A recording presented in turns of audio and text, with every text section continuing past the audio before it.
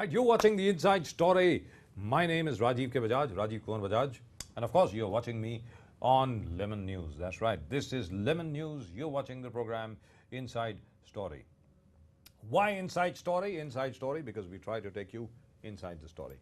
And I know that's funny. That's not even funny. That's very, very silly. But that's what we really try to do. मतलब बाकी सब लोग अगर आपको सिर्फ रिपोर्ट दिखाते हैं, सिर्फ खबर दिखाते हैं, खबर में अंदरूनी बात क्या है वो हम आपको दिखाने की कोशिश करते हैं। आज की तारीख में महाराष्ट्र में, मुंबई में जिस तरीके से चुनाव को लेकर के अटकलें लगाई जा रही हैं कि शायद महायुति नहीं हो रही है, हो सकता है कि शिवसेना भारतीय जनता पार्टी के बीच में बहुत तनावपूर्ण स्थिति हो, वगैरह वगैरह वगैरह, कांग्रेस और एनसीपी के बीच में तनावपूर्ण स्थिति चल रही है। लेकिन जो असली स्टोरी है, the real story, nobody is talking about it. What is the real story? I tell you what the real story is.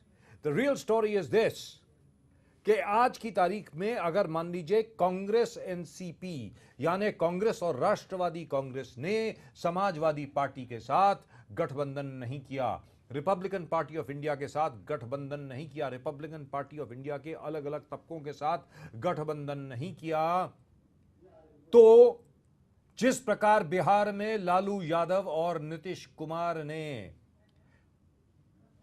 Bharatiya Janata party की लहर को, सुनामी को, तूफान को रोका, वो आप यहां महाराष्ट्र में नहीं कर पाएंगे। और इसी विषय में बात करने के लिए हमारे साथ होंगे सिर्फ 1 मिनट के बाद हमारे बड़े पुराने मित्र समाजवादी पार्टी के महाराष्ट्र अध्यक्ष जनाब अबू आसिम आजमी। वो हमारे साथ होंगे सिर्फ 1 मिनट के बाद, लेकिन उसके पहले देख लेते हैं अब तक की खास खबरें। Let's take a look at the headlines first.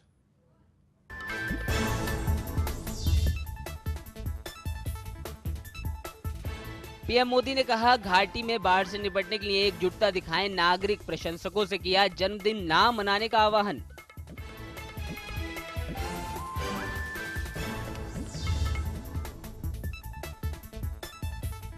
Udaipur में एयरपोर्ट पर फोन से दी गई धमकी, आसाराम को रिहा करो नहीं तो भारत में मचेगी तबाही, एयरपोर्ट की सुरक्षा बढ़ाई गई।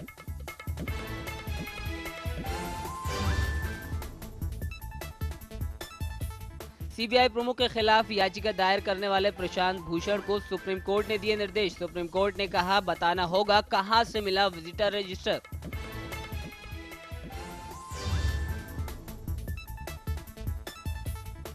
हाफिज सईद पर पाक उच्चायुक्त अब्दुल बासित का विवादित बयान, कहा पाक का नागरिक है हाफिज सईद, सईद को कहीं भी जाने की इजाजत।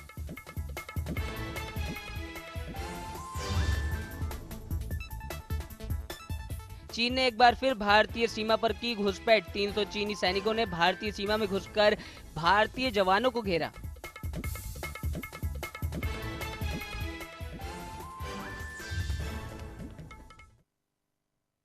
Right, and at the moment with us, as we had promised you, our old friend Mr. Abu Asim Azmi, after a long time on this show, इस वक्त हमारे साथ हैं हमारे पुराने मित्र Abu Asim Azmi of the Samajwadi party.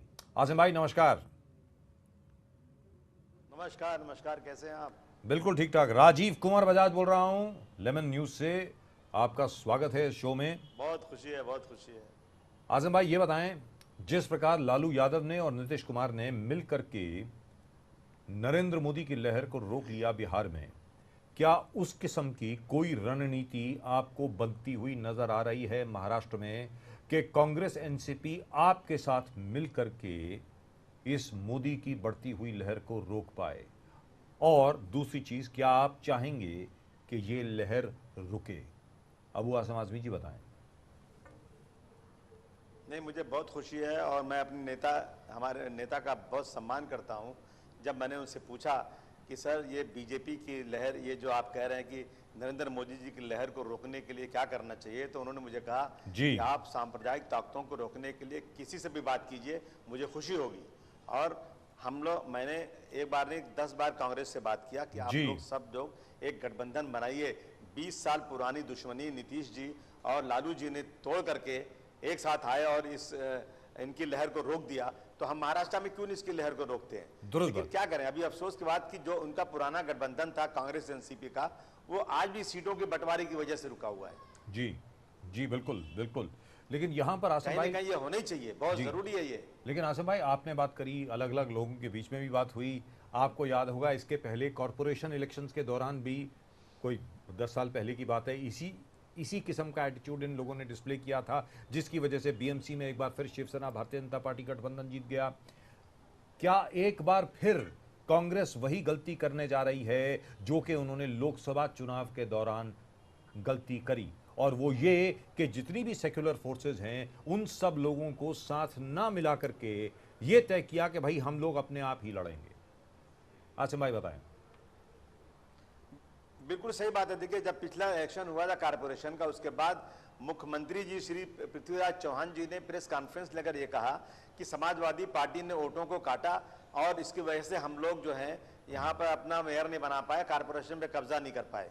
इस तरह का स्टेटमेंट देना, समाजवादी पार्टी को बदनाम करना, हम कभी भी सेकुलर वोटों का बिखराव नहीं चाहते। और हमें मालूम है कि समाजवादी पार्टी की शक्ति इतनी नहीं है कि समाजवादी पार्टी अपनी शक्ति पर यहाँ सरकार बनाने का कोई दावा कर सकती है, परंतु हाँ, हम अपनी शक्ति हमारी इतनी जरूर है कि हम जो भी सेकुलर सरकार बने, हम उसको कम से कम एक रोक लगा सकें, उस पर एक जो है लगाम लगा सके, तो वो मनमानी ना कर सके। ये हम चाहते हैं यहाँ पर कि महाराष्ट्र में सेकुलर सरकार बने, और वो सेकुलर सरकार जो पिछली 10-15 सालों से चल रही है, मनमानी कर रही है, उस पर कम से कम हमारे जैसे लोग आए वहां पर और उसको मनमानी ना करने दें। सरकार वही लोग चलाएं, लेकिन सही तरीके से सबके साथ इंसाफ हो। बार बार मांग करने के बाद भी अभी तक मुझे अफसोस है कि ये लोग अपनी पार्टी देख रहे हैं, बल्कि ये लोग महाराष्ट्र की जनता और सेकुलरिज्म को नहीं देख रहे हैं।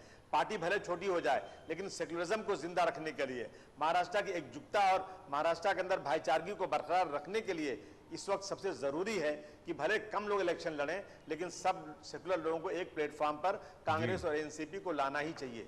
और यहाँ पर अबू आसिम आजमी इस वक्त हमारे साथ हैं, और आसिम भाई की मुझे तारीफ करनी होगी इस बात को लेकर के वो उन पार्टीज के साथ आज भी गठबंधन करने की बात कर रहे हैं जिन पार्टीज ने तकरीबन आज भी कोई 52 के करीब मुस्लिम बच्चे हैं। So called Malegaon bomb blast के सेकंड मालेगांव बॉम्ब ब्लास्ट जो हुआ वो आज तक जेल में है, और साथ में यह भी कहा जा रहा है कि साध्वी प्रज्ञा सिंह उसके लिए रिस्पॉन्सिबल हैं, लेकिन वो मुस्लिम बच्चे आज तक जेल में हैं। ये वही सरकार है। आप क्या कहना चाहेंगे आसिम भाई, आखिरकार ये सेक्युलर सरकार ने किस प्रकार, जहां तक मुस्लिम राइट्स का सवाल है, माइनॉरिटी राइट्स का सवाल है, इनका रिकॉर्ड उसके मतलब किस प्रकार का रहा है, उसके बारे में भी जरा रोशनी डालें आसिम भाई। नहीं, माइनॉरिटी राइट को बिल्कुल इन्होंने उसको बिल्कुल इन्होंने हक नहीं दिया हुआ है। देखिए, अगर मैं जुड़ाना शुरू करूंगा तब बहुत लंबी लिस्ट हो जाएगी, लेकिन अगर आप देखेंगे आज भी कितने लड़के जेल में पड़े हुए हैं। कमीशन की रिपोर्ट आ चुकी है जी। एक बार जो है मालेगांव के मसले के अंदर एनआईए ने रिपोर्ट दे दिया, उसके बाद असीमानंद के स्टेटमेंट के बाद उनकी जमानत भी हो गई, और उसी केस में हिंदुत्ववादी जो संगठन है उनके लोग पकड़े भी गए, लेकिन आज तक उनको जो है रिहा नहीं किया गया। जी, बिल्कुल नहीं किया गया। देखिए, कांग्रेस पार्टी ने वही कुछ किया है जो आरएसएस चाहती है, ये मैं खुलेआम बोल रहा हूं, लेकिन सिर्फ फर्क इतना है कि इनका संविधान, इनका जो कांग्रेस पार्टी का संविधान, इनका जो कॉन्स्टिट्यूशन है वो सेकुलर है, लेकिन इसके अंदर कुछ आरएसएस के लोग भी आ गए हैं, उन्हें सुधारने की जरूरत है। और बीजेपी शिवसेना का संविधान भी कम्युनल है, और उनके अंदर सब आरएसएस के लोग बैठे हैं। वो बार बार इस देश में हिंदुत्व की बात करते हैं, इस देश में रहने वाले मुसलमानों के साथ, इस देश में रहने वाले दूसरे अकलियत के साथ, माइनॉरिटीज के साथ बार बार ये लोग जो है नाइंसाफी कर रहे हैं। तो ऐसे में हमें किसी तरह से भी छोटी छोटी बातों को भूल करके इस वक्त एक साथ आना चाहिए, और इतनी ताकत हमको बनाना चाहिए कि कांग्रेस अपनी मनमानी जैसे अगली बार की ऐसे करने ना पाए, और इस मुल्क में रहने वाले तमाम लोगों को उनका हक मिले। खासतौर से महाराष्ट्र में जो ज्यादतियां हुई, देखिए, अगर मैं आज कहूं, इस्माइल यूसुफ कॉलेज कांग्रेस ने वादा किया था, एनसीपी ने वादा किया था कि ये प्रॉपर्टी मुसलमानों की है, इस प्रॉपर्टी को वापस देंगे, लेकिन 3 से 4 इलेक्शन गुजर गया, आज तक कांग्रेस एनसीपी ने उसको वापस नहीं दिया। मैं आज अगर कहूं कि उर्दू को, आज कह रहे हैं हम उसको उर्दू को दूसरे सेकंड जो स्टेट की लैंग्वेज बनाएंगे, आज क्यों कह रहे हैं आप? क्योंकि अब इलेक्शन आ गया। आप 6 महीने पहले, 1 साल पहले आपने किया होता तो शायद हो गया होता आज। दुरुस्त बात है। और यहाँ पर तीसरी चीज मैं आपके सामने ये पूछना चाह रहा हूं। हाँ जी बताएं। मैं नहीं बनाया, आज अभी जाकर कांग्रेस पार्टी ने उर्दू घर के जो है आज ये बुनियाद रखने जा रहे हैं। अब जाकर ये स्टेट की हज कमेटी बनाने जा रहे हैं। अब क्यों बना रहे हैं आप? दुरुस्त अब बात। 5% रिजर्वेशन देने जा रहे हैं इसलिए कि हार रहे हैं और इलेक्शन आ रहा है। कांग्रेस ने इंसाफ नहीं किया है। आज भी जो है, आज मुस्लिम संगठनों के ऊपर बैंड लगा हुआ है। मुझे कोई एतराज नहीं है, अगर मुस्लिम संगठन या कोई भी संगठन हो, अगर वो आतंकवादी गतिविधियों में है तो तुरंत उसके ऊपर बैंड लगना चाहिए और उनको फांसी की सजा होना चाहिए। ये मेरी मांग है। परंतु मैं देख रहा हूं कि दूसरे संगठन जो है हिंदुत्ववादी नाम से, इनके ऊपर कोई भी बैंड नहीं लगाया जा रहा है। ये खुलेआम जो चाहते हैं बोलते हैं। मदरसों को, ये जो है जहां मदरसे, जहां पे भाईचारगी का पैगाम दिया जाता है, उन मदरसों को आतंकवादी का अड्डा कह रहे हैं। इन पे मुकदमे नहीं हो रहे हैं, इनके लोग जेल में नहीं जा रहे हैं। तो इस तरह से आज महाराष्ट्र में कांग्रेस की सरकार में बिल्कुल माइनॉरिटी को इंसाफ नहीं मिल रहा है। लेकिन आसिम भाई हमारी है जी, जहां बीजेपी और शिवसेना नजर आती है। लेकिन आसिम भाई यहाँ पर एक और सवाल आपसे पूछना चाहता हूँ, और ये बार बार इसी शो के दौरान, इसी शो में ना जाने कितनी बार इसके ऊपर हम लोग डिस्कशन कर चुके हैं, लेकिन क्योंकि चुनाव की बात है, इसके ऊपर डिस्कशन करना बहुत ज़रूरी है। इस वक्त हमारे साथ हैं अबू आसिम आज़मी, समाजवादी पार्टी के अबू आसिम आज़मी, और मेरे दर्शकों से आप ज़रूर अपने रिस्पॉन्स भेजें on insidestory@lemonnews.com, insidestory@lemonnews.com। Please do send your SMSes. Abu Asim Azmi ji, 1995 से लेकर के 1999 तक शिवसेना भारतीय जनता पार्टी की सरकार थी। पहले मनोहर जोशी चीफ मिनिस्टर थे, उसके बाद नारायण राणे चीफ मिनिस्टर बने, होम मिनिस्टर गोपीनाथ मुंडे ही रहे। उस शिवसेना भारतीय जनता पार्टी के कार्यकाल के दौरान सबसे कम कम्युनल राइट हुए महाराष्ट्र में। तकरीबन 2 कम्युनल इंसिडेंट हुए और एक आधे के करीब कोई राइट हुआ, यानी 2.5 कम्युनल इंसिडेंट हुए टोटल 4.5 साल में। तो कहने, और साथ में जो हज हाउस का मसला है, गोपीनाथ मुंडे ने 6 महीने के अंदर हज हाउस का मसला सॉल्व करके उठ करके सीधा मुस्लिम समुदाय को हज हाउस दे दिया। ये कहा कि आप ये लीजिए, ये आपका मसला है, इसके बारे में आप हमसे क्या अपेक्षा रख रहे हैं, हम इसमें दखल अंदाजी क्यों करें? तो ऐसा लगता नहीं है आपको कि हो सकता है कि माइनॉरिटीज के लिए शायद भारतीय जनता पार्टी, शिवसेना की सरकार ज्यादा अच्छी हो? आसिम भाई बताएं। नहीं, कैसे पे कह सकता हूं? मैं देख रहा हूं कि देखिए, यही भारतीय जनता पार्टी, शिवसेना, आरएसएस, यही लोग जा करके आज जो है गांव-गांव में मुसलमानों के खिलाफ एक मुहिम चला रहे हैं। लव जिहाद क्या चीज है? लव जिहाद बिल्कुल गलत बात है। मैं कह रहा हूं कि कौन सा संगठन है, कहां से पैसे आ रहे हैं, कौन है इनका प्रेसिडेंट, कहां है इनका ऑफिस, क्या संगठन इनका है, बताओ आप। कुछ भी मतलब बेसलेस बात जिसका कोई मतलब नहीं। आज के जमाने में, आज नहीं, अकबर बादशाह के जमाने से भी हिंदू मुसलमान से शादी कर रहा है, मुसलमान हिंदू से शादी कर रहा है। जो मुसलमान हिंदू से शादी करता है वो अपनी वाइफ को मुसलमान बनाने की कोशिश करता है। जो हिंदू मुस्लिम से शादी करता है वो अपनी बीवी को हिंदू बनाने की कोशिश करता है। हमेशा चला आ रहा है। लेकिन इन लोगों ने अब ये लव मैरिज में आपस में कहीं लड़ाई हो गई तो उनको बुला करके ये लोग अरेंज करके ये दिखाने की कोशिश कर रहे हैं कि जानबूझ करके ये जो है मुसलमान हिंदू बच्चियों को फंसा करके शादी करके इनको मुसलमान बनाना चाहते हैं। गलत बात है। ये कौन कर रहा है? ये कर रहे हैं, यही बीजेपी और आरएसएस के लोग कर रहे हैं। मैं आज मुझे एक व्हाट्सएप पे एक फोटो आई हुई है, एक लेडी जाकर गांव में सैकड़ों आदमियों को जमा करके एक खाट के ऊपर बैठ करके वो कह रही है कि आप सब, चाहे किसी जात बिरादरी को, चाहे कुर्मी हो, चाहे ठाकुर हो, चाहे पंडित हो, चाहे यादव हो, चाहे कायस्थ हो, लेकिन आप हिंदू हो। आप जो है एक सब हिंदू बन करके जो मुसलमान आपकी लड़कियों की तरफ देखता है उसके खिलाफ एक ताकत बनाओ, जेल में जाओ, डरो मत। मतलब ये क्या एक नफरत फैला, कौन कर रहा है ये? लेकिन ये तो उत्तर प्रदेश की बात हो गई ना आसिफ भाई, ये तो उत्तर प्रदेश की बात हो गई। नफरत फैला रहे। मैं महाराष्ट्र की बात कर रहा हूं। नहीं, पूरे देश में हो रहा है ये जी। लेकिन यहाँ पर पूरे देश में हो रहा है, पूरे देश में हो रहा है, लेकिन यहाँ मामला महाराष्ट्र से उठा है। लेकिन आसिम भाई, सबसे बड़ी बात यहाँ पर यह आती है कि उत्तर प्रदेश में आपकी सरकार है, समाजवादी पार्टी की सरकार है, और समाजवादी पार्टी को असेंबली इलेक्शंस के अंदर इतना जबरदस्त बहुमत मिला, जो नरेंद्र मोदी को अभी बहुमत मिला है लोकसभा में, उससे कहीं ज्यादा बहुमत असेंबली इलेक्शन में समाजवादी पार्टी को मिला। तो इन सब लोगों को उखाड़ करके, इन सब लोगों को पकड़ करके आप ही की पार्टी उत्तर प्रदेश में जेल में क्यों नहीं डाल रही है? मुजफ्फरनगर के राइट्स हुए, सबको मालूम है। मुजफ्फरनगर के दंगों के लिए कौन जिम्मेवार है, सबको पता है। आज की तारीख में वो लोग बाहर क्यों फिर रहे हैं? आसिम भाई बताएं।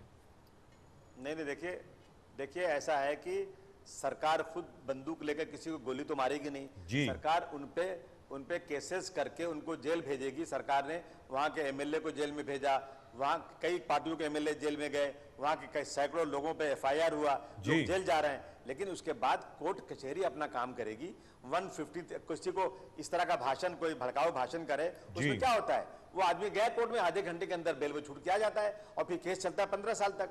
तो सरकार केसेस तो कर रही है। आदित्यनाथ पे केस हुआ है अभी, इस तरह से कई जगह पे केस में फाइल हुआ है। जो लोग भी माहौल खराब करने की कोशिश कर रहे हैं, सरकार पूरी लगी हुई। लेकिन आप इस बात को मानिए कि एक सड़क को बनाना बहुत मुश्किल है, लेकिन सड़क को बिगाड़ना बहुत आसान है। जी, दुरुस्त बात। कोई काम को बनाना बहुत मुश्किल है। सरकार काम बना रही है, लेकिन पीछे से इन लोगों ने एक तय कर लिया है कि किसी न किसी तरह से यहाँ पर दंगा कराना है और इस सरकार की इमेज को खराब करके उत्तर प्रदेश में, वहां पर उत्तर प्रदेश में भी बीजेपी की सरकार लाना है। इसलिए ये लोग माहौल इस तरह खराब कर रहे हैं। ये माहौल खराब करके देश के अंदर एक जो है आपस में नफरत का जो बीज बो रहे हैं, ये अच्छा नहीं देश के लिए। अबू आसम आजमी जी, अबू आसम आजमी जी पूरी मेहनत से काम कर रही है। जी आसम भाई, यहाँ पर एक और सवाल मैं आपसे जानना चाहूंगा, एक और सवाल मैं आपसे पूछना चाहूंगा। लोकसभा चुनाव के दौरान जो प्रचार हुआ, भारतीय जनता पार्टी द्वारा जो प्रचार किया गया, नरेंद्र मोदी के मतलब नरेंद्र मोदी के समर्थन में जो प्रचार किया गया, वो था गुजरात मॉडल। यानी गुजरात मॉडल यानी डेवलपमेंटल मॉडल, विकास का मॉडल। यानी नरेंद्र मोदी की सरकार लाइए और हर बंदे का, हर शख्स का विकास होगा, हर तरफ तरक्की होगी, दूध की नदियां बहेंगी, हर एक को नौकरी मिलेगी, कीमतें कम होंगी, इंडस्ट्रियलाइजेशन होगी, हर जगह पे इंडस्ट्री खुलेगी, बाहर से निवेश आएगा, ना जाने क्या कुछ होगा। अब 3 महीने से ज्यादा हो चुके हैं सरकार को, बल्कि 100 दिन से ज्यादा हो चुके हैं, 3.5 महीने से ज्यादा सरकार को हो चुके हैं। 26 मई से लेकर के आज की तारीख में तकरीबन 4 महीने होने जा रहे हैं। अब आप ये बताएं, क्योंकि वो विकास का मॉडल, मुझे ऐसा लग रहा है कि भारतीय जनता पार्टी के जो प्रचारक हैं वो शायद विकास का मॉडल भूल गए, क्योंकि टमाटर की कीमतें भी 100 रुपए हो गई हैं, प्याज की कीमतें भी बढ़ गई हैं, आलू की कीमतें भी बढ़ गई हैं, भिंडी और फ्रांस बीन जो है वो भी बहुत ज्यादा बढ़ गई है, 24 रुपए से 52 रुपए हो गई है। शायद इस वजह से अब सिर्फ एक मॉडल बचा है, वो उत्तर प्रदेश वाला मॉडल है, जो पोलराइजेशन का मॉडल जो था। क्या वही मॉडल अब महाराष्ट्र में भी लागू किया जाएगा? और इसको लेकर के जितनी भी सेक्युलर फोर्सेस हैं वो क्या कर रही हैं? अबू आसम आजमी जी, आप ये बताएं। नहीं, देखिए, सबसे बड़ी बात यह है कि जिस तरह से झूठ का पुलंदा, जिस तरह से झूठ बोल करके इन्होंने आज जो है सरकार में बैठे हैं, इसमें कोई शक नहीं कि इनको पूरी मेजॉरिटी मिली। लेकिन पिछले आज़ादी से लेकर आज तक 65 सालों में मैक्सिमम सरकार कांग्रेस की रही है। लोग थक गए कांग्रेस से कि कांग्रेस वादे करती है, कांग्रेस पूरा नहीं करती है, भ्रष्टाचार बढ़ रहा है, बेईमानी बढ़ रही है, लोग गरीब होते जा रहे हैं, कीमतें आसमान पर जा रही हैं। तो लोगों ने समझा कि नरेंद्र मोदी का मॉडल, यहाँ गुजरात मॉडल काम करेगा। देखिए, गुजरात में तरक्की नरेंद्र मोदी ने नहीं किया है। गुजरात एक समुद्र के किनारे बसा हुआ स्टेट है। गुजरात जो है बहुत पुराना स्टेट है। गुजरात में तरक्की पहले से है, अंग्रेज वहां आया था, तरक्की वहां पहले हुई है। लेकिन आज भी गुजरात में, मैं उस दिन देख रहा टीवी पे, बच्चे स्कूल जाने के लिए नदी में कपड़े अपने हाथ में लेते हैं, अपना बैग हाथ में लेते हैं, पार करके जाते हैं, क्योंकि वहां सड़क नहीं, पुल नहीं है। आज भी गुजरात में बहुत सी जगह पीने का पानी नहीं मिल रहा है। ऐसा नहीं पूरा गुजरात को हो गया है। लेकिन नरेंद्र मोदी जी ने जो पूरा एकदम बिल्कुल इवेंट मैनेजमेंट की तरह से बड़े बड़े कारपोरेट में जितने पैसे जमा हैं, मैं उसको लेकर आऊंगा, और जब आएगा पैसा तो यहाँ का एक एक गरीब अमीर बन जाएगा। उन्होंने कह दिया कि भारतवर्ष के बहुत अच्छे दिन आ जाएंगे। ये सारी बातें सुन करके 65 साल से जो लोग कांग्रेस पे भरोसा रखे थे और मायूस हो गए थे, उन्हें लगा कि नरेंद्र मोदी जबरदस्त तरीके से चारों तरफ इनका बोलबाला चल रहा है। यहाँ जाओ या किसी आसाम के गांव में भी जाओ या उड़ीसा के किसी छोटे से कस्बे में जाओ, इनका बड़ा पोस्टर लगा है और इनकी बड़ी मीटिंग हो रही, चारों तरफ हवाई जहाज, हेलीकॉप्टर भाग रहे हैं। तो लोगों ने भरोसा करके कि भाई अच्छे दिन आएंगे, महंगाई कम हो जाएगी, महंगाई जो है खत्म हो जाएगी, गरीब अमीर हो जाएगा, लोगों ने वोट दे दिया। कि कहाँ हो रहा है, आने के बाद क्या हो रहा है? आने के बाद ये इनके लोग जो हैं, जो इतनी इनकी संगठन ऑर्गेनाइजेशन है, वो आज जो है सांप्रदायिकता को लेकर के पोलराइजेशन, लोगों को लगा यार अगर इसकी सरकार आ जाएगी तो मुसलमान तो यहाँ से भगा दिया जाएगा, तो ये तो घर खाली हो जाएंगे, ये प्रॉपर्टी हमें मिल जाएगी। इस तरह से गांव के लोगों को बहका करके बेवकूफ बनाकर ये लोग सत्ता में आए थे। लेकिन आने के बाद मुझे नहीं लगता कि कहीं भी अच्छे दिन आ रहे हैं। अच्छे दिन इनके जरूर आ गए हैं, लेकिन जनता के बुरे ही दिन हो रहे हैं। और इस वक्त हमारे साथ है अबू आसिम आजमी, और जो अबू आसिम आजमी ने अभी जो बात कही है वो ज़रूर उत्तर प्रदेश के कई अखबारों में वो ज़रूर छपा था, लेकिन उसकी पुष्टि अभी होनी है कि वास्तविकता में ऐसा प्रोपेगेंडा किया गया या नहीं किया गया। मैं उम्मीद करता हूँ आगे चल करके ज़रूर इसकी इसकी पुष्टिकरण के लिए भी आसिम भाई कुछ तथ्य ज़रूर पेश करेंगे सबके सामने। लेकिन आप ये बताएं कि आखिरकार कांग्रेस को, एनसीपी को और अन्य सेक्युलर पार्टीज को जो तमाचा पड़ा है मुंह पे, क्या उससे उनके होशो हवास ठीक हुए हैं या नहीं? क्या वो जागे हैं या नहीं? या अब भी सब लोग बिल्कुल कुंभकर्ण की नींद में सब लोग पड़े हैं और साल में सिर्फ एक ही बार उठेंगे? कहीं आपको लगता ऐसा नहीं है कि कांग्रेस और एनसीपी आज भी उसी घमंड में, उसी अहंकार में, उसी ओवर कॉन्फिडेंस में चल रहे हैं जो कि वो लोकसभा चुनाव के पहले चल रहे थे? यहां तक कि आज तक कांग्रेस की इतनी दुर्दशा नहीं हुई। 1977 में भी ऐसी दुर्दशा नहीं हुई। 1977 में भी कांग्रेस को 150 सीटों से ज्यादा मिली थी। आज कांग्रेस को सिर्फ 44 सीटें मिली हैं, सिर्फ 44। कहीं ऐसा ना हो कि 288 सीट की असेंबली में कांग्रेस सिर्फ 25 सीटें लेकर के वापस आ जाए असेंबली में। आसिम भाई बताएं। आपकी बात बिल्कुल सही है। सारे अखबार के एडिटोरियल, सारे इंटेलेक्चुअल, सारे लोग जो इस देश में सेकुलर हैं, वो सारे लोग कह रहे हैं कि आज जो है कांग्रेस को एक अच्छा, जहां जहां इलेक्शन हो वहां पर कांग्रेस को एक अच्छा गठबंधन बनाना चाहिए और लोगों के बंटवारे को रोकना चाहिए। परंतु मैं देख रहा हूं कि आपने बिल्कुल सही कहा कि कांग्रेस अभी भी बहुत ही घमंड में है। अभी भी कांग्रेस के होश ठिकाने नहीं आए हैं। सब कुछ लुटा दिया, लेकिन अभी तक होश में आए नहीं। अभी तक ये लोग जो है सिर्फ अपनी पार्टी को बढ़ाना चाहते हैं और अपना मुख्यमंत्री बनाना चाहते हैं, जबकि हालत ऐसी है कि सेंटर में अपोजिशन लीडर भी नहीं आज बैठ सकता। अभी चंद दिनों की बात है। देखिए, मैं बधाई दूंगा लालू जी को, बधाई दूंगा नीतीश जी को कि 20 साल तक एक दूसरे के खिलाफ इतनी दुश्मनी, इतना ज्यादा एक दूसरे का मुंह देखने को तैयार नहीं थे, लेकिन दोनों ने हाथ मिलाया और वहां पर देखिए इन्होंने बिल्कुल से बीजेपी को धूल चटा दिया। लालू जी ने जब कहा कि मुलायम सिंह जी मेरे नेता और मायावती जी को एक साथ मिलना चाहिए, तो मेरे नेता ने कहा बिल्कुल हम तैयार हैं। लेकिन मायावती ने कहा नहीं, बहुत घमंड है, एक सीट भी चुनकर नहीं आई। लेकिन है कि मुलायम सिंह जी सत्ता के लालची है। देखिए, आज सेकुलरिज्म को बचाने की जरूरत है। आज अगर देश के अंदर नफरत होगी तो ये कोई 1000, 2000, 5000 लोग नहीं है। करेक्ट। आज इस देश में करोड़ों करोड़ में की तादाद में लोग रहते हैं। उनको कोई मार नहीं सकता, उनको कोई भगा नहीं सकता। उनके साथ जब तक इंसाफ नहीं होगा, जब तक ये देश तरक्की भी नहीं कर सकता। इसलिए आज सबसे जरूरी है कि इस देश में वही पार्टी आ गया है जो इस देश के संविधान को लेकर समाज के हर आदमी के लिए, हर जात, हर बिरादरी के लिए कुछ काम करना चाहती है, और वो बीजेपी शिवसेना नहीं कर रही है। इसलिए मैं कहना चाहता हूं कि अभी भी टाइम है, कांग्रेस एनसीपी बैठ करके सीटों पर बंटवारा कर ले और सारे छोटे छोटे दलों को एक साथ लाए, ताकि कम्युनल फोर्सेज एक साथ हों तो सेक्युलर फोर्सेज एक साथ हों। लेकिन अब अबू आसिम आज़मी जी, आखिरी सवाल आपसे ये, मुझे मालूम है कि you are also booked at 6:30, 6:30 बजे आप किसी और से बात करनी है थोड़ी देर के बाद, लेकिन आपसे ये जानना चाह रहा हूं कि अब तक आपकी कोई बातचीत हुई है किसी से, या मुलायम सिंह जी से किसी ने संपर्क स्थापित करने की कोशिश की है महाराष्ट्र को लेकर के? क्या पृथ्वीराज चौहान जी ने आपसे कोई मीटिंग बुलाई है? क्या कांग्रेस के जो लीडर्स हैं उनके साथ आपकी कोई बैठक हुई है आगे चल करके कोई कोalition बनाने के लिए? जनाब बताएं। देखिए, बात मेरी जरूर हुई है जी। कुछ लोगों से इनडायरेक्ट में बात हुई, कोई बैठ के बैठक नहीं हुई है जी। मैंने अपनी तरफ से ये बात कहा था जी। और मैंने ये सुना है जी कि पेपर वालों ने मुझे बताया कि एक दिन उनसे पूछा गया पृथ्वीराज चौहान जी से, तो उन्होंने कहा कि मुलायम सिंह जी से मेरी दिल्ली में बात हुई थी। उन्होंने कहा कि हाँ बिल्कुल, महाराष्ट्र में जो हमारी वहाँ के हमारे सदर हैं अबू आसिम आज़मी, उनसे बात कर लीजिए, उनको पूरा हमने हक दिया हुआ है, जैसे चाहेंगे आपसे बात कर लेंगे, हमें कोई एतराज नहीं है। हमेशा नेताजी ने ये मुझे कहा, हम कोशिश कर रहे हैं, लेकिन मेरी इस कोशिश को मेरी कमजोरी ना समझा जाए, मेरी इस कोशिश को मेरी जरूरत, मेरी आवश्यकता ना समझा जाए। मैं राजनीति करता हूं देश के अंदर अमन चैन रहे और समाज के हर तबके, लेकिन आप उम्मीद रखते हैं क्या के चेहरे पर मुस्कान जी? आसिम भाई, वो तो आप शुरू से बोल रहे हैं, क्या उम्मीद रखते हैं? मुझे पता नहीं, मेरा पुराना तजर्बा तो बड़ा खराब है जी, लेकिन अब इस बार नहीं जाने क्या होता है। इस बार तो सब कुछ बर्बाद हो चुका है कांग्रेस का, लेकिन अब क्या करती है कांग्रेस नहीं मालूम मुझे। कांग्रेस और एनसीपी दोनों मिलकर के क्या एक तरफ एक महायुति है, दूसरी तरफ क्या दूसरी महायुति बनने वाली है? कांग्रेस, एनसीपी, समाजवादी पार्टी, और हो सकता है कि आरपीआई का अंबेडकर ग्रुप भी साथ में आ जाए और अन्य बाकी सब पार्टीज भी साथ में आ जाएं।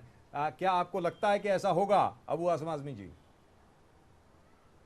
देखिए, मैं बहुत इजी सोल्यूशन दे रहा हूं कि जितनी पार्टियां हैं जो पिछली बार इलेक्शन लड़ी थी, जिस तरह से उनको वोट मिला था, जैसे सीटें उनको मिली थी, उसी के हिसाब से थोड़ा आगे पीछे करके सीटों का बंटवारा कर लेना चाहिए। पार्टी थोड़ा छोटी हो जाए चलेगा, परंतु सबको एक साथ लाना ही चाहिए। एक वोट से हार होती है, एक से जीत होती है। मुझे आज भी अफसोस है कि मैं मुंबई के अंदर जब मैं साउथ सेंट्रल में इलेक्शन लड़ाया था अपनी पार्टी का, तो हमारा उम्मीदवार 152 वोट से पार्लियामेंट हारा था जी। तो एक वोट से और 2 वोट से भी लोग हारते हैं। क्या बात है, इसलिए क्या कांग्रेस को और एनसीपी को होश में आ जाना चाहिए। वंडरफुल। सर्वे आ रहा है, Wonderful. सर्वे में पोजीशन ठीक नजर नहीं आ रही है। बिल्कुल नहीं। इसमें मुझे और कांग्रेस को के लीडरों को और एनसीपी के लीडरों को नुकसान नहीं होगा, लेकिन समाज के वो लोग जो बेचारे गरीबी की रेखा से नीचे रहते हैं, जिनके खिलाफ आज सांप्रदायिकता बढ़ती जा रही है, उनको तकलीफ होगी। Right. वो देखते हुए आपस में भाईचारगी को फैलाने के लिए हमें अपनी पार्टी को छोटा करते हुए भी हमें कोई न कोई एक गठबंधन अच्छा बनाना चाहिए। Right, thank you so much Abu Asim Azmi ji. बड़े दिनों के बाद आपसे फिर दोबारा बातचीत करने का मौका मिला, इसके लिए आपका बहुत बहुत शुक्रिया। Thank you so much for coming on the show and I hope, बहुत शुक्रिया। मैं उम्मीद ये करता हूँ, मुझे मजा आ गया आपसे बात करने में। मैं उम्मीद ये करता हूँ कि आपकी लाल डायरी शायद अभी भी आपके पास है, जो लाल डायरी आपने मालेगांव में एक बार बनाई थी जी, और अब जेब में रखी हुई अभी तक लाल डायरी खोल नहीं पा रहा हूं क्योंकि ताकत नहीं मिल रही। जिस और दिन अभी ताकत मिलेगी उस दिन खोलूंगा। और कांग्रेस एनसीपी समाजवादी पार्टी का जब गठबंधन होगा और उसके बाद यह गठबंधन सफल होगा, मैं उम्मीद करता हूं कि वो लाल डायरी आपकी पॉकेट से बाहर निकलेगी। Thank you so much, thank you. Right, that of course was Abu Asim Azmi, and a very, very hopeful Abu Asim Azmi. And at the moment, with us, we also have another very old friend of ours, the very, very dynamic and very rational, dynamic and rational. I know both these things usually don't go together. Very, very dynamic, firebrand, but rational Congress leader, Bhai Jagtap, at the moment with us. भाई जगताप नमस्कार।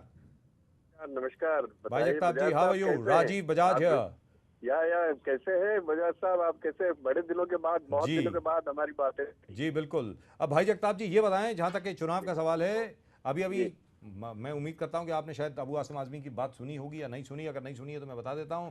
उन्होंने ये कहा है कि वो जल्द से जल्द चाहते हैं कि जल्द से जल्द कांग्रेस एनसीपी समाजवादी पार्टी का गठबंधन हो जाए, ताकि जिस प्रकार बिहार में जिस प्रकार नरेंद्र मोदी की लहर को रोका गया, वही कुछ ऐसा यहां पर भी हो, यानी महाराष्ट्र में भी हो। बताएं भाई जगताप। इसमें राजीव जी एक बात बिल्कुल मैं उनकी एक बात से सहमत हूँ, वो ये है कि जी, ये जो धर्मनिरपेक्ष जितने भी लोग हैं जी, वो इकट्ठा होके इस लड़ाई को लड़ने में बहुत ही मैं उस बात का बिल्कुल ये करूंगा, सपोर्ट करूंगा जी। लेकिन ये मामले जो है ये अब इलेक्शन सर पे है तब जाके नहीं होते जी। इसके बारे में बातें होनी चाहिए। अबू आज़मी साहब हमारे बहुत ही पुराने और बहुत ही नजदीकी हमारे दोस्त है, मित्र हैं, और वो पहले से भी बता रहे थे। मेरे ख्याल से अगर ऐसी कोई बात होती है तो बहुत अच्छा रहेगा। कोई मतलब उसमें कोई ये नहीं, आपने बीच में ये जिक्र और भी किया था प्रकाश अंबेडकर जी का, जो बिल्कुल सही है। प्रकाश अंबेडकर जी भी हमारे साथ पिछली बार रहे थे जी, और हमारी ये सोच है कि अगर ये इन लोगों को रोकना है तो सारे धर्म निरपेक्ष जो लोग हैं, जितनी भी पार्टियां हैं, वो सारी इकट्ठा है। और जहां तक बिहार का सवाल है, मैं एक बात बिल्कुल क्लियर करना चाहता हूं। महाराष्ट्र की बात कुछ हमेशा और रही है जी, और महाराष्ट्र के लोगों ने, खास करके देश के सारे लोगों ने एक बात देख लिया है कि भाई अच्छे दिन तो नहीं आए, लेकिन क्या हो रहा है इर्द गिर्द ये मैं कहने की आवश्यकता नहीं है। दुरुस्त बात। और ये तो जहां देश की जनता ने मैंडेट दिया जी, फर्स्ट टाइम 1986 के बाद इतना बड़ा मैंडेट दिया जी, और वो ये कह रहे हैं कि हमें हनीमून के लिए दिन भी पूरे नहीं हुए। अब ये क्या बातें हैं, ये हमारी समझ में नहीं आती है भाई। जी, 1984 के बाद। जी हाँ, बिल्कुल जी। इनके यही हनीमून के लिए अच्छे दिन चाहिए तो भाई मुझे पता नहीं, लेकिन लोगों की जो भावनाएं थी, लोगों का जो एक उनसे उम्मीदें थी। मेरे ख्याल से उनमें से कुछ भी उम्मीदों पे ये खरे नहीं उतर आए। और रही बात महाराष्ट्र की, महाराष्ट्र के सरकार ने पिछले 15 सालों से जो काम किए हैं पृथ्वीराज चव्हाण जी के नेतृत्व में, आपने देखा है सारे लोगों ने। आज जी। मुंबई चाहे हो, चाहे महाराष्ट्र का रूरल एरिया हो, चाहे वो किसान हो, चाहे वो हमारा कोई कामगार हो, जी। इन सारे लोगों के लिए जो काम हुए उसके आधार पे हम सारे बिल्कुल लड़ेंगे और भाई जीतेंगे। जगताप जी, भाई जगताप जी, जी, भाई जी। जगताप जी इस वक्त हमारे साथ हैं कांग्रेस के फायर ब्रांड लेबर लीडर और हमारे बड़े अच्छे मित्र और बहुत ही रैशनल और बहुत ही बुद्धिजीवी व्यक्ति जनाब भाई जगताप इस वक्त हमारे साथ हैं। भाई जगताप जी, जब आप ये 15 साल की बात करते हैं, पृथ्वीराज चव्हाण जी के कार्यकाल की बात करते हैं, तो आपकी आवाज में खुद में विश्वास की जो ध्वनि आनी चाहिए वो खुद नहीं आ रही है, लेकिन उसके बारे में मैं अभी नहीं जाऊंगा। लेकिन मैं आपसे ये जरूर जानना चाहूंगा कि क्या आपको लगता है कि ये धर्मनिरपेक्ष फोर्सेस का जो गठबंधन है वो असल में will it become a reality और नॉट, वो असल में होगा या नहीं होगा, या उसके लिए बहुत देर हो चुकी है? भाई जगताप जी बताएं। जी, मैं सबसे पहले मैं आपको बता दूं कि पृथ्वीराज चव्हाण जी के नेतृत्व में पूरा विश्वास, पूरे इसके साथ मैं कह रहा हूँ, I am just talking with full conviction, let me tell you very honestly Rajiv ji, and you know better because if you see on the background of so many other happenings when this gentleman took over as a leader of government, and you have seen him and he's working, but day and night he's working, he has produced, he has given the results.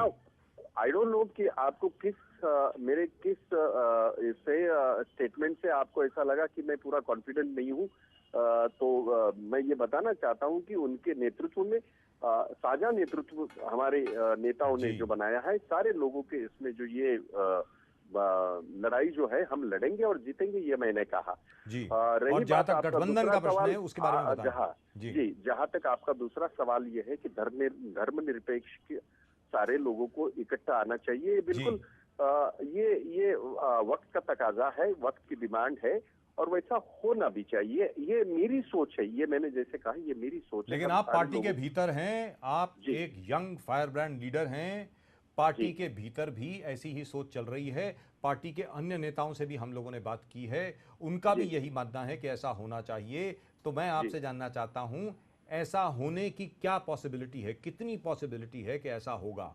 जी बताएं। इसकी possibility तो है, मैं अभी उसके percentage में नहीं ये करूंगा, लेकिन ये जो बॉटम लाइन ये है कि all secular minded people should come together and they should fight this battle. That is for sure, and this is what एक consensus है, पार्टी में भी consensus है, नेताओं में भी consensus है. I'm just keeping my fingers crossed. Let me tell you very honestly, this should happen, and we should fight as a one unit against these people. Right. Let's hope that happens. Let's hope that really happens. But Mr. Bhai Jagtap, it's been a great pleasure talking to you after such a long time. Thank you so much for talking to us. And very glad to know that you haven't lost any of your fire. Thank you so much. Right, we just lost it. I don't think Bhai Jagtap heard the last bit that I said.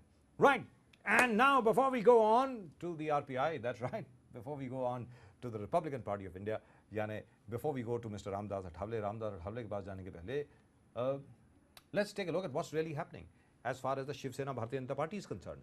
जहाँ तक शिव सेना Bharatiya Janata party RPI Mahayuti का प्रश्न है, जिस तरीके से seat sharing को लेकर के वहां पे तकरार चल रही है, let's take a look at that first. And in the meantime, keep sending in your mails on Inside Story at lemonnews.com. Inside Story at lemonnews.com. Please do keep sending in your mails, and maybe at the end of the program we'll read out the most interesting ones. But do send in your response. I really would like to know what you think. Do you think the Congress, NCP and the Samajwadi Party should come together? Do you think they should all fight together? And if they fight together, do you think they'll be able to stop the Bharatiya Janata Party, Shiv Sena, from coming to power over here in Maharashtra? Or do you think that's just a pipe dream? Do you think that'll never happen?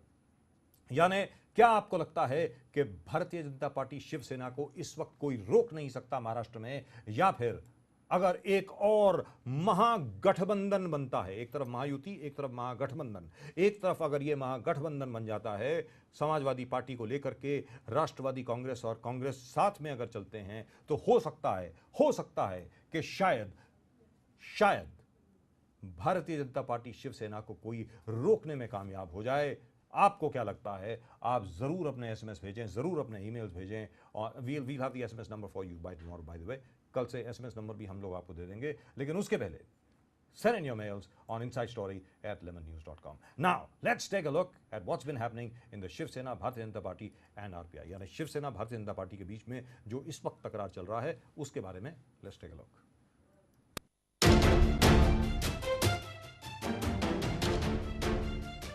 Maharashtra में चुनावों की तारीखों का ऐलान हो चुका है, लेकिन अब तक किसी भी पार्टी ने अपनी सहयोगी पार्टियों को लेकर अपना रुख साफ नहीं किया है, बल्कि अब तक पार्टियों में फूट की ही खबरें सामने आ रही हैं। एनसीपी कांग्रेस में सीटों के बंटवारे को लेकर विवाद की खबरें तो लगातार आ रही थीं, लेकिन अब महायुति में भी फूट पड़ती दिख रही है। 25 साल पुराना बीजेपी शिवसेना का ये गठबंधन टूट की कगार पर है। दोनों ही पार्टियां आगामी चुनावों में एक दूसरे से अधिक सीटों पर चुनाव लड़ना चाहती हैं, लिहाजा एक दूसरे को तीखे तेवर दिखाने शुरू कर दिए हैं। अपने मुखपत्र सामना में उद्धव ठाकरे ने कहा कि सीटों के बंटवारे को लेकर वो किसी भी प्रकार का समझौता नहीं करेंगे। उद्धव ने कहा कि सभी सहयोगियों को अधिक सीटों का सपना छोड़ देना चाहिए, बल्कि जीत से मतलब रखना चाहिए।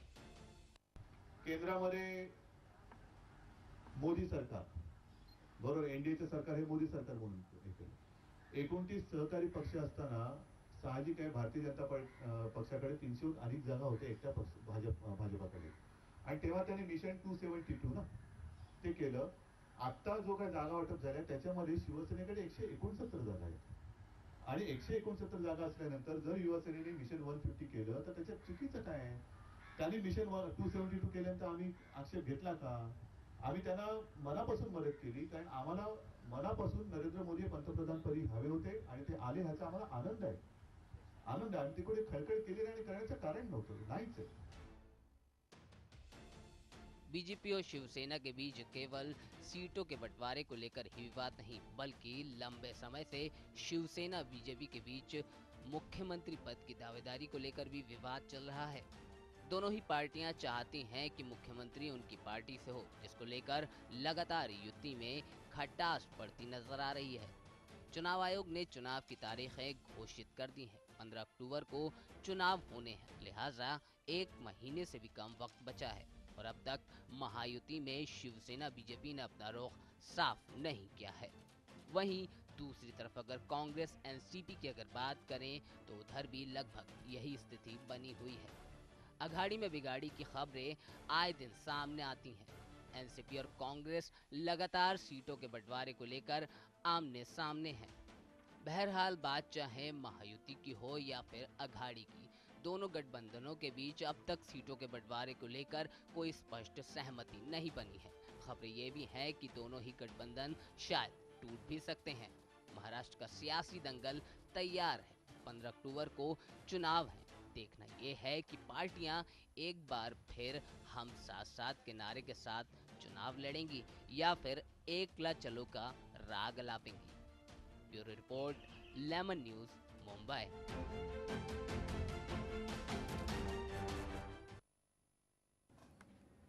जहाँ तक युति के यानी महायुति के टूटने का प्रश्न है, दैट्स अ हाइपोथेटिकल क्वेश्चन। वो वैसे ही मतलब एक सिंबॉलिक सा सवाल है।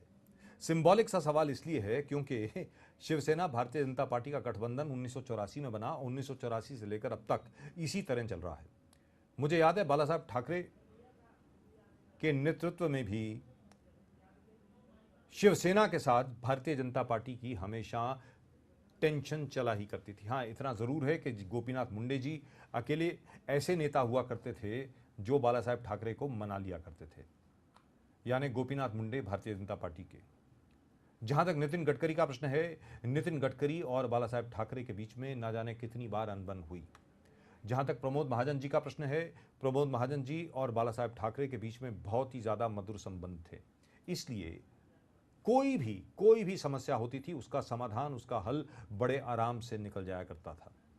लेकिन आज की तारीख में ना प्रमोद महाजन हैं, ना गोपीनाथ मुंडे हैं और ना ही बाला साहेब ठाकरे हैं। आज की तारीख में उद्धव ठाकरे हैं। जी हाँ, उद्धव ठाकरे सबके सामने हैं और भारतीय जनता पार्टी की तरफ से जनाब अमित शाह हैं और महाराष्ट्र में भारतीय जनता पार्टी की तरफ से पंकजा मुंडे हैं, देवेंद्र फडणवीस हैं और अन्य इस प्रकार के लोग हैं। लेकिन चुनाव के पहले जो तनाव होता है, और इस बार तो चुनाव के पहले तनाव इसलिए बढ़ गया है क्योंकि पिछले चुनाव में भारतीय जनता पार्टी की ज्यादा सीटें आईं। भारतीय जनता पार्टी की ज्यादा सीटें आई थी पिछले असेंबली इलेक्शंस में, और क्योंकि इस बार भारतीय जनता पार्टी को स्वयं 282 सीटें मिली लोकसभा के चुनाव में, इसलिए उनका कॉन्फिडेंस लेवल और भी ज्यादा बढ़ गया। आज भारतीय जनता पार्टी यह बिल्कुल नहीं चाहेगी कि मुख्यमंत्री का पद वो हर बार की तरह शिवसेना के लिए ही छोड़ दे। याद रखें, 1995 में जब सबसे पहले युति हुई तब एक फॉर्मूला अपनाया गया जिसके तहत शिवसेना का मुख्यमंत्री होगा, उप मुख्यमंत्री भारतीय जनता पार्टी का होगा, शिवसेना के पास फाइनेंस होगा, शिवसेना के पास माफ कीजिएगा, शिवसेना के पास रेवेन्यू होगा, भारतीय जनता पार्टी के पास फाइनेंस और होम होगा। इसी तरीके से पोर्टफोलियोज का भी डिवीजन हुआ, जो कि हर बार इस उम्मीद में कि हमारी सरकार आ रही है, हर बार उसी फॉर्मूले को फॉलो किया जाता है। यहां तक कि कांग्रेस एनसीपी ने भी वही फॉर्मूला फॉलो किया। लेकिन इस बार भारतीय जनता पार्टी को भी मालूम है, भारतीय जनता पार्टी को भी मालूम है कि इससे ज्यादा अच्छा मौका उनको कभी नहीं मिलेगा सरकार बनाने का। जहां इससे ज्यादा अच्छा मौका भारतीय जनता पार्टी के लिए कभी भी महाराष्ट्र में नहीं आएगा, क्योंकि एक तरफ नरेंद्र मोदी, साथ में 282 सीटें लोकसभा की, इसके अलावा तथाकथित तौर पर भारतीय जनता पार्टी की लहर, और यह भी हो सकता है एक बार फिर कि भारतीय जनता पार्टी की ज्यादा सीटें आए शिवसेना के बनस्पत महाराष्ट्र के चुनावों में। Which is the reason why the BJP does not want to give an inch, यानी एक आधा इंच भी देने को तैयार नहीं है भारतीय जनता पार्टी। इस वजह से बार बार तनावग्रस्त स्थिति पैदा हो रही है, तनावग्रस्त स्थिति। इसलिए बार बार जहां तक शिवसेना का प्रश्न है, कभी सामना में एडिटोरियल आ रहा है, कभी कहीं और कुछ आ रहा है, कहीं उद्धव जी का स्टेटमेंट आ रहा है। उद्धव जी का स्टेटमेंट यह आ रहा है कि जहां तक नरेंद्र मोदी की लहर का प्रश्न है, नरेंद्र मोदी की लहर अब थम सी गई है, अब थम सी गई है। उद्धव ठाकरे का यह कहना है, अब थम सी गई है नरेंद्र मोदी की लहर। और महाराष्ट्र में जहां तक लहर का प्रश्न है, महाराष्ट्र के असेंबली इलेक्शंस में अलग ही किस्म की लहर होती है, अलग ही किस्म की इक्वेशंस होती हैं, अलग ही किस्म का फॉर्मूला लागू होता है। जैसे अभी अबू आसिम आजमी आप लोगों से बता रहे थे, वो जिक्र कर रहे थे उत्तर प्रदेश की घटनाओं का। उत्तर प्रदेश की घटनाएं महाराष्ट्र में उनका कोई खास मतलब नहीं होता है। हाँ, महाराष्ट्र नवनिर्माण सेना के राज ठाकरे जब उठ करके उत्तर प्रदेश और बिहार के लोगों के ऊपर हमला करना शुरू कर देते हैं, तब उत्तर प्रदेश में खलबली मचती है, महाराष्ट्र में कुछ नहीं होता है। एक बार फिर सुनते हैं उद्धव ठाकरे को, आखिरकार मोदी की लहर को लेकर के और भारतीय जनता पार्टी के ओवर कॉन्फिडेंस को लेकर के, भारतीय जनता पार्टी की एरोगेंस को लेकर के, भारतीय जनता पार्टी के अहंकार को लेकर के और उनके अहंकारी रवैये को लेकर के उद्धव ठाकरे ने क्या कहा, एक बार फिर सुनते हैं। Let's take a look. जब तक चर्चा पूरी नहीं होती तब तक मैं युति के बारे में निगेटिव कुछ भी कहने वाला नहीं हूं, क्योंकि वातावरण खराब करना मेरा काम नहीं है। ये अगर मगर की बात है। मैं चाहता हूं युति बनी रहे, हम युति में बनकर रहेंगे और सत्ता लाएंगे। मेरी ओर से तो पूरी कोशिश चल रही है। जब तक इस पर या उस पर होता नहीं, मैं निगेटिव कुछ कहने वाला नहीं हूं। केंद्रामध्ये मोदी सरकार, बरोबर, एनडीएचं सरकार हे मोदी सरकार म्हणून 29 सहकारी पक्ष असताना साहजिक आहे भारतीय जनता पक्षाकडे 300 अधिक जागा होत्या एकट्या भाजपाकडे, आणि तेव्हा त्यांनी मिशन 272 ना ते केलं. आता जो काय जागा वाटप झाल्या त्याच्यामध्ये शिवसेनेकडे 169 जागा आहेत आणि 169 जागा असल्यानंतर जर युवासेनेने मिशन 150 केलं तर त्याच्यात चुकीचं काय आहे? त्यांनी मिशन 272 केल्यानंतर आम्ही आक्षेप घेतला का? आम्ही त्यांना मनापासून मदत केली, कारण आम्हाला मनापासून नरेंद्र मोदी पंतप्रधान पदी हवे होते आणि ते आले ह्याचा आम्हाला आनंद आहे. आनंद आहे. आम्ही तिकडे खळखळ केली आणि करण्याचं कारण नव्हतं, नाहीच आहे. मैंने तो कभी ऐसा ऐलान नहीं किया मैं जा रहा हूँ महाराष्ट्र के दौरे पर, क्योंकि महाराष्ट्र मेरा घर है, अपना घर है, तो हमेशा मैं घूमते रहता हूँ महाराष्ट्र में. पिछले हफ्ते भी मैं गया था. अभी थोड़ी सी जैसे कि आपको पता है ऐलान तो हो चुका है और सारे लोग मेरे घर पर मैंने बुलाए हैं. हमारी अपनी सीटों की लिस्ट तैयार हो रही है और उसके बाद फिर से घूमना मैं शुरू करूंगा. उसमें गलत क्या है? Right, that was Uddhav Thackeray. Once again, Uddhav Thackeray. Uddhav Thackeray saying that we've only asked for 150 seats. Out of a total of 280, we've only asked for 150. That is just hardly, anything. The BJP will still have 138. BJP will still have 138 seats, यानी सिर्फ 12 सीटें और हमने मांगी हैं Bharatiya Janata party से, ऐसा उद्धव ठाकरे जी ने कहा है. उद्धव ठाकरे ने यह भी कहा है कि सिर्फ इतनी सीटें देने में भारतीय जनता पार्टी को आखिरकार क्या आपत्ति हो सकती है. साथ में उद्धव ठाकरे जी ने यह भी कहा कि जहां तक उनका प्रश्न है, उनके मन में कोई भी शक नहीं है, कोई डाउट नहीं है कि शिवसेना अपने बलबूते पर भी पूर्ण बहुमत हासिल कर सकती है महाराष्ट्र में, ऐसा उद्धव ठाकरे का कहना है. I tell you what, let's hear Uddhav Thackeray again. एक बार फिर सुनते हैं उद्धव ठाकरे को. And send in your mails on insidestory@lemonnews.com. क्या आपको लगता है कि शिवसेना अपने ही दम पर, अपने ही बलबूते पर, क्या शिवसेना महाराष्ट्र में पूर्ण बहुमत हासिल कर सकती है? जो काम भारतीय जनता पार्टी ने लोकसभा में किया, क्या शिवसेना वो महाराष्ट्र में कर सकती है? और अगर मान लीजिए शिवसेना और भारतीय जनता पार्टी इकट्ठे नहीं लड़ते हैं, तो भी क्या शिवसेना को पूर्ण बहुमत प्राप्त होगा यहां पर? आपको क्या लगता है? क्या आप चाहेंगे कि उद्धव ठाकरे महाराष्ट्र के मुख्यमंत्री बने? क्या आप चाहेंगे कि शिवसेना को पूर्ण बहुमत प्राप्त हो? क्या आप चाहेंगे कि शिवसेना अकेले ही अपने दम पर चुनाव लड़े? क्या आप ऐसा चाहेंगे? Do send in your emails on insidestory@lemonnews.com. Now, all this has come about. We'll show you Uddhav Thackeray in just a little while. Now, all this has come about because people seem to think that the Modi wave has come to an end. सब लोगों को यह लग रहा है कि, मतलब काफी राजनीतिक विशेषज्ञों को यह लग रहा है कि हो सकता है कि मोदी लहर शायद थम सी गई हो. लेकिन एक चीज लोग भूल रहे हैं, वो यह है कि पिछले 15 बरस से महाराष्ट्र में कांग्रेस एनसीपी की सरकार है. कांग्रेस एनसीपी की सरकार है पिछले 15 बरस से. And that's a huge anti-incumbency baggage which the Congress NCP is carrying. At the moment with us from the BJP, we've got our old friend Mr. Madhu Chavan. Madhu Chavan ji, namaskar. All right, we just lost him. We'll get him back on again in just a little while. मैं आपको एक बार फिर ये बताना चाहता हूं कि जहां तक कांग्रेस एनसीपी का प्रश्न है, कांग्रेस एनसीपी की सरकार 1999 से लेकर के अब तक है, यानी 15 साल से है. 15 साल से कांग्रेस का मुख्यमंत्री रहा है. अलग अलग मुख्यमंत्री रहे हैं कांग्रेस के मुख्यमंत्री रहे हैं महाराष्ट्र में. एनसीपी का उप मुख्यमंत्री रहा है. 15 years is a long time.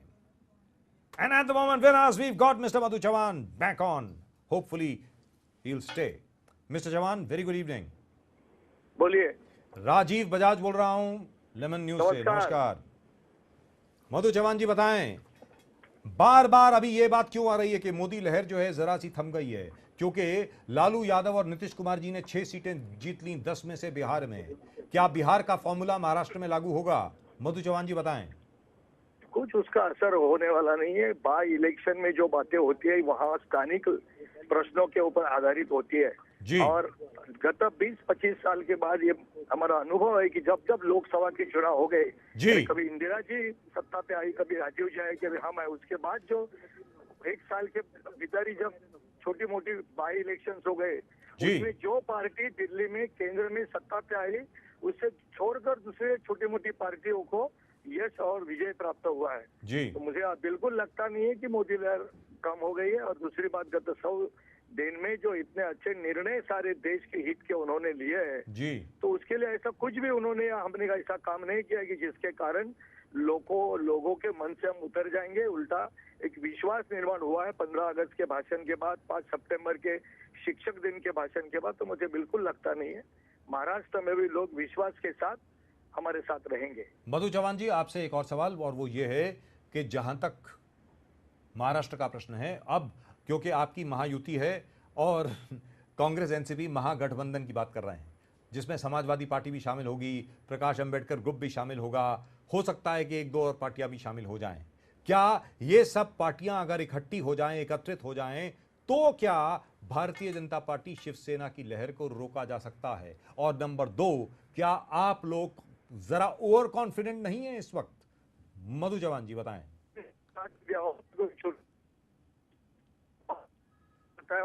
होता है रावण के बाद। Hello, Mr. Chavan, I think your network is cracking. Madhu Chavan ji, I think we've lost him. I think his network was cracking. I think he was traveling, so his network was cracking. But at the same time, let's take a look again at what Uddhav Thackeray said. जहां तक उद्धव ठाकरे जी का प्रश्न है, उद्धव ठाकरे ने यह कहा कि शिवसेना अपने ही बलबूते पर पूर्ण बहुमत लाने के लिए समर्थ है। ऐसा शिवसेना के सक्षम है, माफ कीजिएगा, समर्थ है, सक्षम है। That's right, I think that's the word. Uddhav Thackeray ji ने यह कहा कि शिवसेना अपने ही बलबूते पर महाराष्ट्र में पूर्ण बहुमत प्राप्त करने के लिए सक्षम है। Now, what does that mean for the BJP? Let's take a look. Let's take a look at Uddhav Thackeray again. जब तक चर्चा पूरी नहीं होती, तब तक मैं युति के बारे में निगेटिव कुछ भी कहने वाला नहीं हूं, क्योंकि वातावरण खराब करना मेरा काम नहीं है। ये अगर मगर की बात है। मैं चाहता हूं युति बनी रहे, हम युति में बनकर रहेंगे और सत्ता लाएंगे। मेरी ओर से तो पूरी कोशिश चल रही है। जब तक इस पर या उस पर होता नहीं, मैं निगेटिव कुछ कहने वाला नहीं हूं। केंद्रामध्ये मोदी सरकार, बरोबर, एनडीएचं सरकार हे मोदी सरकार म्हणून 29 सहकारी पक्ष असताना साहजिक आहे भारतीय जनता पक्षाकडे 300 अधिक जागा होत्या एकट्या भाजपाकडे, आणि तेव्हा त्यांनी मिशन 272 ना ते केलं। आता जो काही जागा वाटप झाल्या त्याच्यामध्ये शिवसेनेकडे 169 जागा आहेत, आणि 169 जागा असल्यानंतर जर युवासेनेने मिशन 150 केलं तर त्याच्यात चुकीचं काय आहे? त्यांनी मिशन 272 केल्यानंतर आम्ही आक्षेप घेतला का? आम्ही त्यांना मनापासून मदत केली, कारण आम्हाला मनापासून नरेंद्र मोदी पंतप्रधानपदी हवे होते आणि ते आले, ह्याचा आम्हाला आनंद आहे। आम्ही तिकडे खळखळ केली आणि करण्याचं कारण नव्हतं, नाहीच है। मैंने तो कभी ऐसा ऐलान नहीं किया मैं जा रहा हूँ महाराष्ट्र के दौरे पर, क्योंकि महाराष्ट्र मेरा घर है, अपना घर है, तो हमेशा मैं घूमते रहता हूँ महाराष्ट्र में। पिछले हफ्ते भी मैं गया था। अभी थोड़ी सी जैसे कि आपको पता है, ऐलान तो हो चुका है और सारे लोग मेरे घर पर मैंने बुलाए हैं। हमारी अपनी सीटों की लिस्ट तैयार हो रही है और उसके बाद फिर से घूमना मैं शुरू करूंगा। उसमें गलत क्या है? क्या उद्धव ठाकरे को महाराष्ट्र का मुख्यमंत्री होना चाहिए? और जहां तक कि उद्धव ठाकरे जी का प्रश्न है, जिस प्रकार उन्होंने कहा कि शिवसेना खुद ही सक्षम है पूर्ण बहुमत लाने के लिए महाराष्ट्र में, क्या आपको लगता है कि ऐसा होना चाहिए? क्या आपको लगता है कि शिवसेना और भारतीय जनता पार्टी का जो गठबंधन है, अब उसको समाप्त कर देना चाहिए? आखिरकार ये गठबंधन 30 बरस से चल रहा है। 1984 में सबसे पहले ये गठबंधन स्थापित हुआ था और आज 2014 है, यानी 30 बरस हो चुके हैं। It's been 30 years as far as this alliance is concerned। क्या इस अलायंस के अब दिन पूरे हो चुके? जैसा उद्धव ठाकरे जी ने कहा कि अगर शादी में हवस जरा ज्यादा बढ़ जाती है तो उससे डिवोर्स हो जाता है, यानी तलाक हो जाता है। क्या शिवसेना भारतीय जनता पार्टी में तलाक होने वाला है? और अगर हो जाता है तो फायदा किसको होगा? लिहाजा सबसे पहला जो इसका उत्तर आता है वो तो ये है कि इसका फायदा कांग्रेस, एनसीपी और समाजवादी पार्टी को होगा। लेकिन क्या भारतीय जनता पार्टी या शिवसेना, दोनों में से जो दोनों पार्टीज हैं, अगर अलग अलग भी लड़ती हैं, तो क्या वो सक्षम हैं पूर्ण बहुमत प्राप्त करने के लिए। आप याद करें 1999 में, 1999 में अगर आप याद करें, 1999 में नई नई पार्टी बनी थी, नेशनलिस्ट कांग्रेस पार्टी यानी राष्ट्रवादी कांग्रेस पार्टी और कांग्रेस राष्ट्रवादी पार्टीज ने दोनों ने अलग अलग चुनाव लड़ा था। उसके बाद एक कोalition गवर्नमेंट बनी जिसमें जो 1995 का शिवसेना बीजेपी का जो फॉर्मूला था वो कांग्रेस एनसीपी ने अपने ऊपर लागू किया और विलासराव देशमुख जी को मुख्यमंत्री बनाया गया। आपको क्या लगता है कि भारतीय जनता पार्टी और शिवसेना अगर अलग अलग लड़ते हैं तो क्या चुनाव के बाद ये दोनों भी इकट्ठे हो जाएंगे और हो सकता है कि फिर भी शिवसेना भारतीय जनता पार्टी की सरकार बने?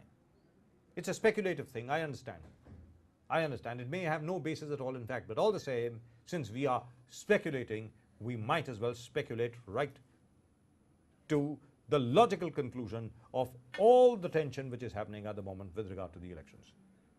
लेकिन चलते चलते इसके पहले कि हम लोग आपसे विदा लें, आज आपने अबू आसिम आजमी को सुना, आपने भाई जगताप को सुना, आपने मधु चौहान को सुना, और भाई जगताप और अबू आसिम आजमी का दोनों का यही मत था कि जितनी भी धर्मनिरपेक्ष पार्टियां हैं वो सब इकट्ठी आएं। मधु चौहान का यह कहना है कि आप जो मर्जी कर लीजिए, भारतीय जनता पार्टी शिवसेना की लहर को, यानी भारतीय जनता पार्टी की लहर को, याद रखें उन्होंने शिवसेना का नाम नहीं लिया, भारतीय जनता पार्टी की लहर को कोई नहीं रोक सकता। Now before we go, let's take a look at what really happened in Bihar. Bihar में लालू यादव जी और नीतीश कुमार जी ने असल में क्या किया, किस तरीके से रोका नरेंद्र मोदी की लहर को। Let's take a look.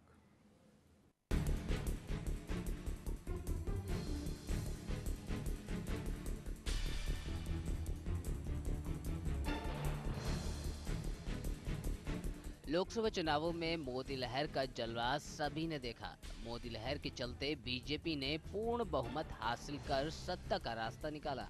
Modi लहर में कई दिग्गज बह गए तो कई को बुरी तरह हार का सामना करना पड़ा।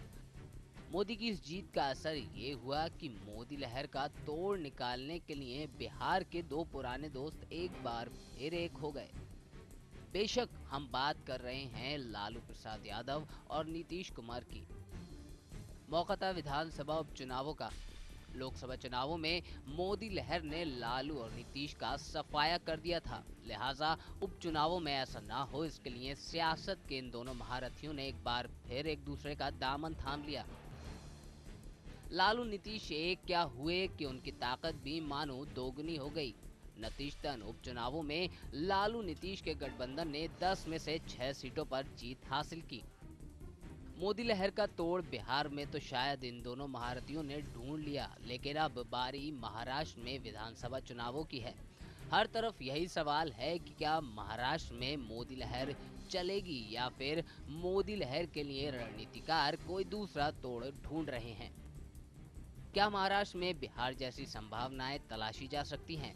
क्या बिहार की तर्ज पर महायुति में हाशिए पर आ चुके कई छोटे दल जैसे आरपीआई, राष्ट्रीय समाज पक्ष, स्वाभिमानी पक्ष एक होकर मोदी लहर के खिलाफ मोर्चा खोल सकते हैं?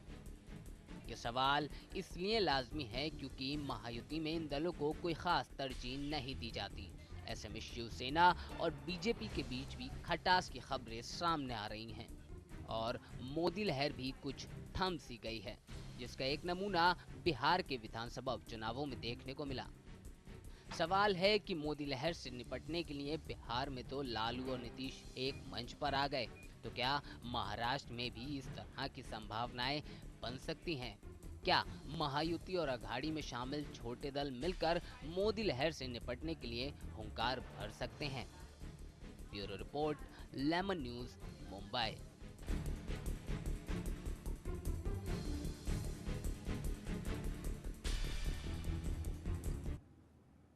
Right, that's all we've got for you in tonight's Inside Story.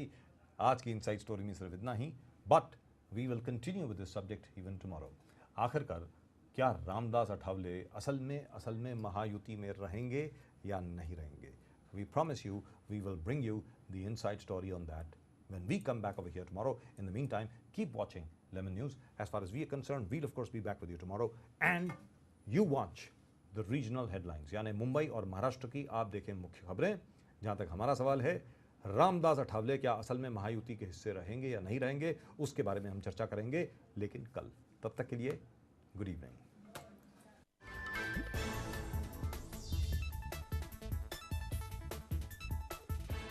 Shiv Sena BJP में बड़ी तकरार। शिवसेना बीजेपी को नहीं देना चाहती 135 से ज्यादा सीटें। उद्धव ने जताई मुख्यमंत्री बनने की इच्छा।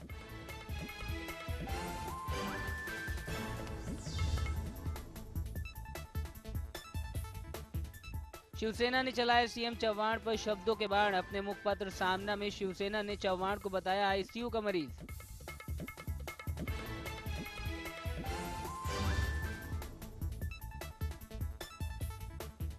नागपुर में भाजपा के लिए चुनाव प्रचार का आगाज करेंगे बीजेपी अध्यक्ष अमित शाह। 19 को नागपुर में करेंगे कार्यकर्ता सम्मेलन।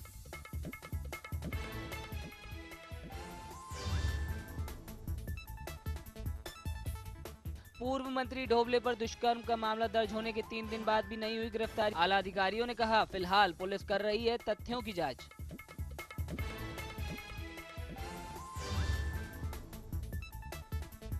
गरबा में मुस्लिम युवकों के प्रवेश पर प्रवीण तोगड़िया ने दिए विवादित बयान। कहा गर्भा स्थल पर मुस्लिम युवकों को पैर तक नहीं रखने दिया जाएगा।